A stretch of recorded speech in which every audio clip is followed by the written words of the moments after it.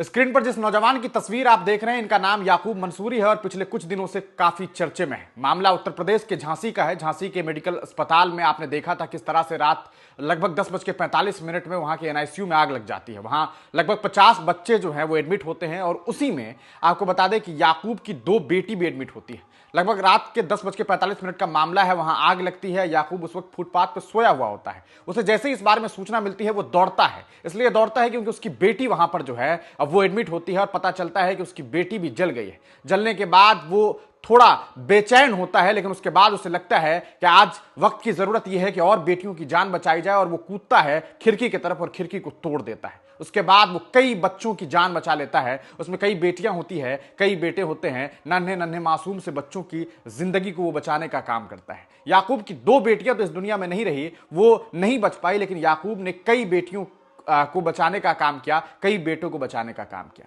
आज जिस वक्त देश के राज्य उत्तर प्रदेश के मुख्यमंत्री जी बटेंगे तो कटेंगे का नारा दे रहे हैं, उन नफरती बयान का, उन नफरती नारों का जवाब याकूब अपने इस तरह के काम से दे रहे हैं। मामला याकूब का हो या फिर मध्य प्रदेश के वारिस का हो, वारिस खान ने क्या किया आप जानते होंगे। हमने आपको बताया था किस तरह से मध्य प्रदेश में एक चलती कार जो है वो अनबैलेंस होती है, उस गाड़ी की एक्सीडेंट होती है, वो नदी में कई पलटी मार करके गिर जाती है। उस दरमियान जो है वारिस खान अपने बच्चे के साथ बाइक से गुजर रहे होते हैं। वो जब देखते हैं तो वो कूदते हैं, बाइक को से कूद करके सीधे जो है वो चले जाते हैं उस नदी में और नदी में जाकर सबसे पहले उस गाड़ी को सही करते हैं। पता चलता है कि गाड़ी के तमाम शीशे लॉक, गेट लॉक हो चुके हैं और 7 लोगों की जिंदगी जो है वो खतरे में थी। उस वक्त वो चूंकि प्लम्बर का काम करते थे, तो उन्होंने पूरी अपनी प्लम्बरी की ताकत का इस्तेमाल किया और खिड़की के शीशे को तोड़ा और गेट को खोल करके उन 7 लोगों की जिंदगी को बचाई। और यही वजह है कि मध्य प्रदेश के मुख्यमंत्री ने बाजाबता ये ऐलान किया कि हम 1 लाख रुपए इनाम उन्हें देंगे।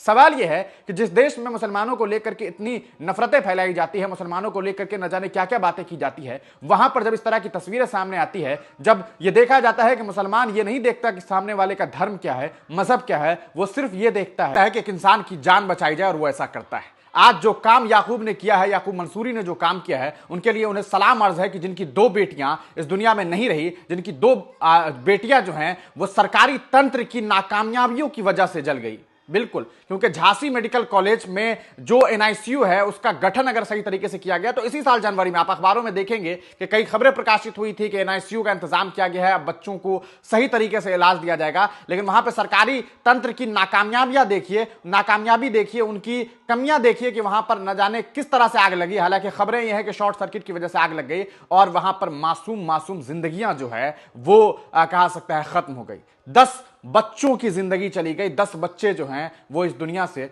खत्म हो गए। उन्हें कहा सकता है उनकी दर्दनाक मौत हो गई। भयानक हादसा था, लेकिन उन हादसों से खूबसूरत सी खबर यह सामने आई कि याकूब ने अपनी 2 बेटियों को खो दिया, लेकिन वो जो है हिम्मत नहीं खोए और कई बच्चों की जिंदगी बचा करके उन्होंने जो काम किया है उनके लिए उन्हें सलाम है। और मुझे उम्मीद है भारत सरकार से, उत्तर प्रदेश की हुकूमत से कि ऐसे याकूब को जो है वो इनाम दिया जाए, उनकी हिम्मत अफजाई की जाए। हालांकि हमें यह भी याद है कि एक बार डॉक्टर कफील खान ने इसी तरह का काम किया था, जब वक्त की जरूरत यह थी कि उस वक्त ऑक्सीजन के सिलेंडर का इंतजाम करवाया जाए। उन्होंने करवाया और बाद में उनके साथ क्या कुछ हुआ उत्तर प्रदेश में, यह आप बखूबी जानते हैं। इस पूरे मामले को लेकर के आप क्या कुछ सोचते हैं, अपनी राय कमेंट सेक्शन में जरूर दीजिएगा। बटेंगे तो कटेंगे का नारा देने वालों को चाहिए कि वो अपने सरकारी तंत्र को ठीक करे। वक्त की जरूरत तो यह है कि वहां जो जरूरत की चीजें हैं उनको सही की जाए। इस तरह की नारेबाजी से सिर्फ मुल्क को तोड़ने की कोशिश ना की जाए, बल्कि ये मुल्क सबका है। यहां सब मिलजुल करके जब रहते हैं, जब सब एक साथ रहते हैं, एक साथ मिल करके रहते हैं, तो याकूब फिर किसी रोहन के लिए, किसी सोहन के लिए काम आता है और ऐसे ही एक खूबसूरत हिंदुस्तान तस्वुर में आता है। आप तमाम लोग इस पूरे मामले को लेकर के जो कुछ भी सोचते हैं अपनी राय कमेंट सेक्शन में जरूर दीजिएगा।